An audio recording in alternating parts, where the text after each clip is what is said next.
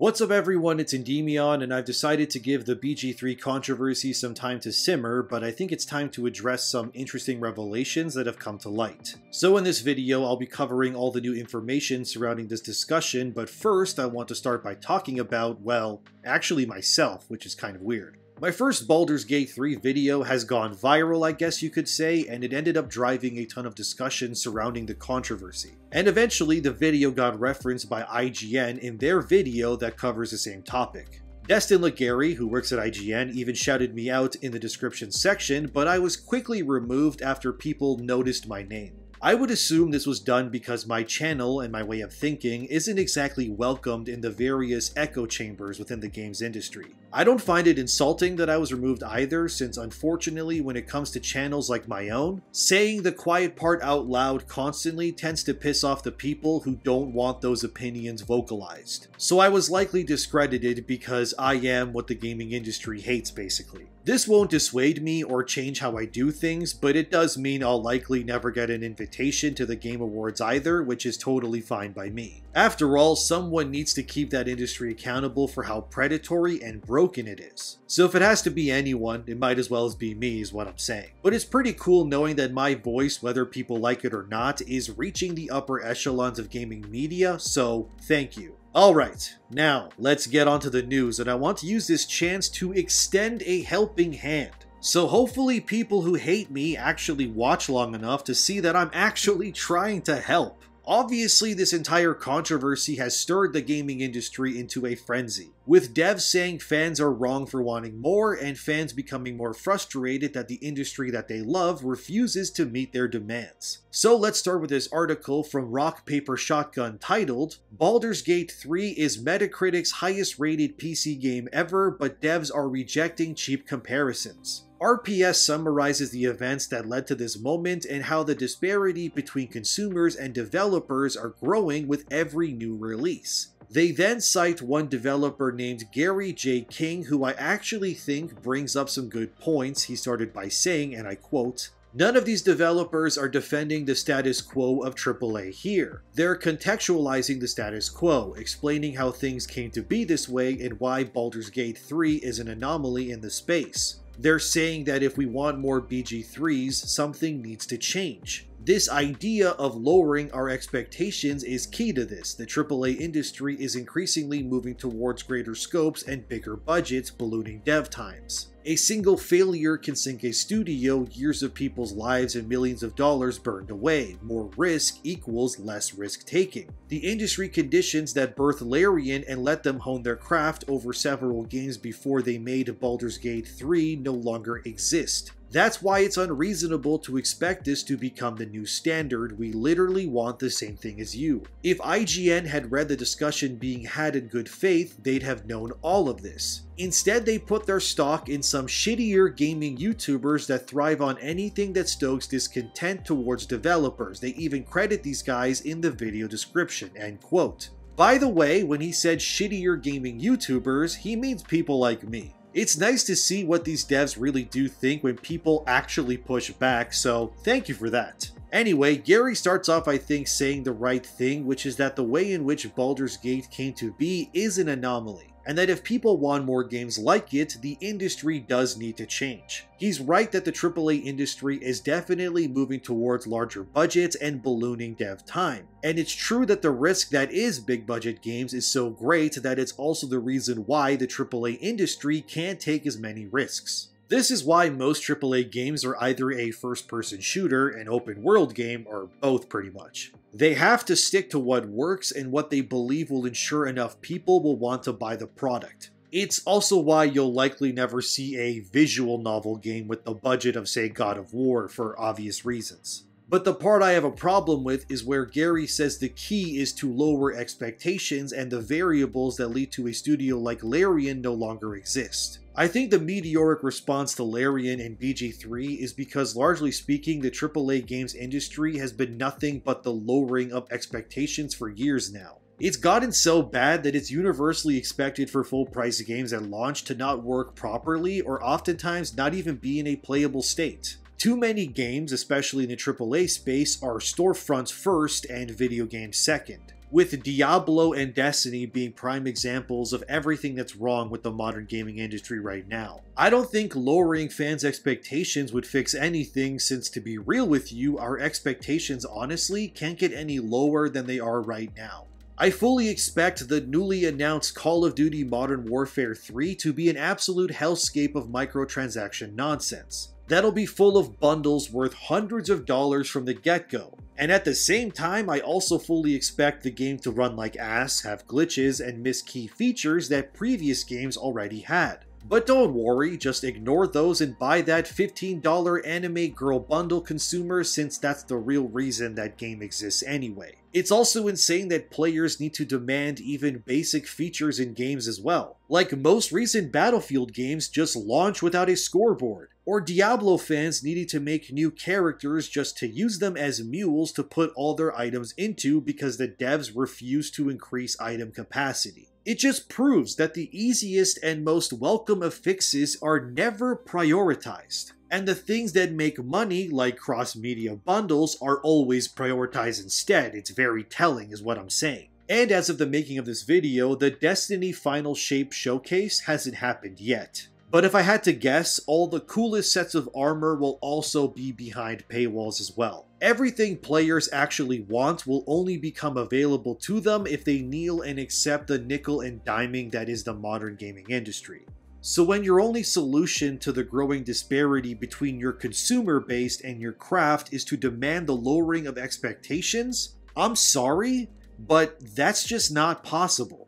It may have been maybe 5 years ago, but these days it's so evidently clear that studios and publishers just don't care about the player experience. That the only way things get better is if we reject the practices that have become the norm today. Players are definitely not frothing at the mouth wanting to see their favorite studios fail and shutter down. It would break my heart to see BioWare or CD Projekt Red eventually close their doors and disband. I don't want to see Bungie, for example, abandoning Destiny completely. I also would love to see Activision Blizzard, for once in a long time, actually give a shit about the player experience, and not ruin franchises like Diablo or Overwatch with their predatory nonsense. I don't want Diablo's community of millions of fans to suffer and have a terrible time playing the game that they love. I personally don't wake up thinking I want the gaming industry to burn to the ground, even though people like Gary or IGN probably think I do. Baldur's Gate 3 is absolutely an anomaly, and it's for all the wrong reasons if we're being honest. It shouldn't be surprising in this much of an issue of discourse that we're fighting over a game that not only works well at release, but isn't a storefront first. The fact that Baldur's Gate 3 is a video game first that looks to meet player expectations should not be torn down or attacked. In a time when I was starting out in the industry, Assassin's Creed set a new standard. It was over. Nobody could make games like Assassin's Creed, there was too much budget behind it. And that was going to be the future. Everybody's had to consolidate, blah blah blah. That didn't materialize. In video games, there's so much free space to explore still in the creative tree. There are so many games that change the standards to the point that there's no standards was my thing. But I think you should always strive to evolve, especially in this medium, which is different than any other media in the sense that technological evolution has always been a big part of it.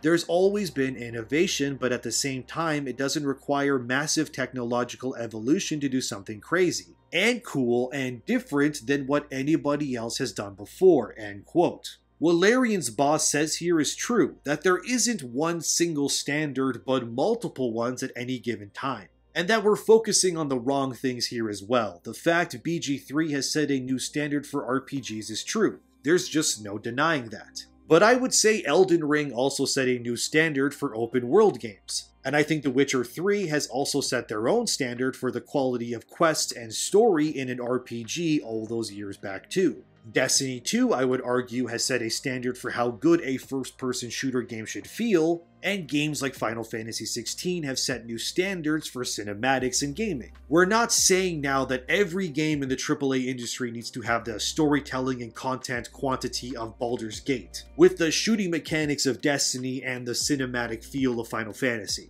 All players are asking of this industry that has been rotting at its core for years now is to meet them halfway and admit that the way things have been going is not respectful or understanding of the very people whose money, dedication, and time allow it to exist. We're not asking for every game to be Baldur's Gate 3. We're just asking for you, the developers, studios, and publishers, to stop seeing us as cash cows. To instead see us as people who want to have fun, who don't want every freaking game we buy or play to be a store that expects us to pay every day in order to play it. We just want our time, money, and our dedication to the properties we love, whether it's Baldur's Gate, Call of Duty, and more, to be respected and not taken advantage of every waking second. This is why this debate has really exposed a lot of these devs and the games that they work on as being the true problem at the heart of this. I love Destiny, but it frustrates me to no end to see Bungie becoming more like Activision Blizzard with every release they have for the game. To the point that many would argue that Bungie, when it was still contracted with Activision to make Destiny, was actually better than the post-Activision split Bungie of today. Somehow, Bungie became free to make their own decisions, and that has resulted in their games and quality becoming worse, when they assured us the opposite would be true.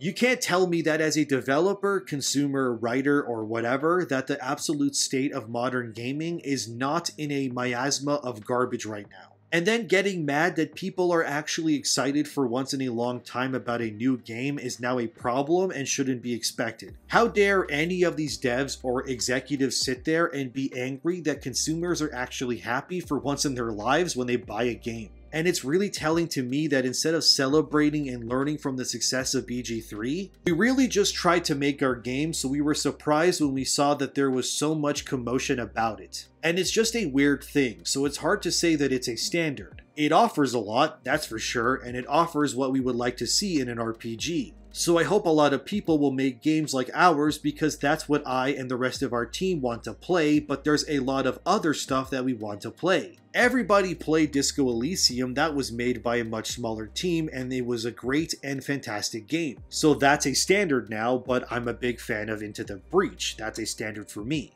So you've got a whole bunch of standards out there. The only game that exists in the universe for my youngest son is Minecraft. That's a standard for him. From a player's point of view, I would come to expect that the platform holders at least set the standards because that's how it usually has been in the past. They always say, here's the guiding light, people, this is possible now, so go and do stuff with it. That's always been how I looked at platforms, end quote. Sven is right again, since unlike many of these other devs, he's not looking to pull others down or attack them. He fully acknowledges that his team and their game will set a new standard, and he hopes that its existence doesn't damage or ruin the industry, but instead shows others that it's possible to still make great games and take risks. Ultimately, I think what these devs that are against this are doing is that they're taking the wrong lessons away from this. Like I've said in previous videos about this, we don't expect every game to be Baldur's Gate 3 in terms of size. But what we do and should expect is to receive a fully functioning product if we're also expected to pay a full price for said product. That shouldn't be controversial or sacrilegious to say. I also made a joke on Twitter, or X, or whatever the hell you want to call it these days about this too. This entire situation would be like if you were in a restaurant eating a really good meal, and then out of nowhere, tons of chefs from nearby restaurants rushed your table and started yelling that you shouldn't expect them to meet your expectations.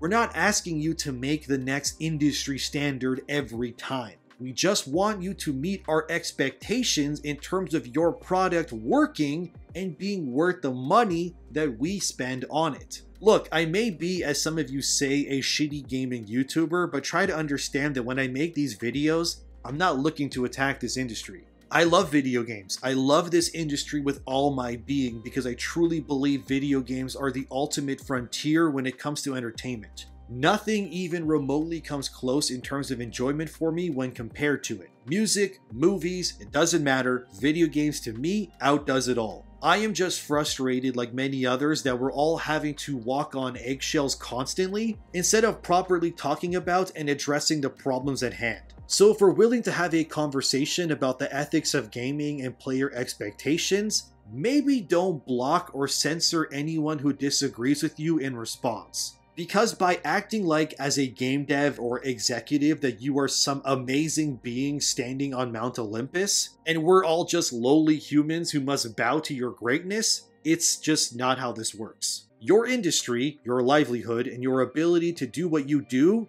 is determined by us. It's not the other way around. And remember that no matter how high and mighty you might think you are, even gods can be defeated. So try to understand that this is not about attacking the industry, but this is truly at its core about fixing an industry we all love before it collapses beyond repair. So instead of attacking your fan base, maybe for once, listen and try not to be an asshole. I think that's a good start. But what do I know, right? After all, I'm just a shitty gaming YouTuber who gets discredited for saying the quiet part out loud. But I think even someone like me has every right to voice concerns too. So I hope this doesn't come across malicious, and I hope people come together to talk instead of hiding in their echo chambers. Because if we don't talk, nothing will change, and that's why this problem exists in the first place. So thank you for watching, subscribe for more content like this, and like the video to help the channel out. I appreciate your time immensely, and I hope to become worthy of your support as well. Have a great day, enjoy gaming, and I'll see you in the next one.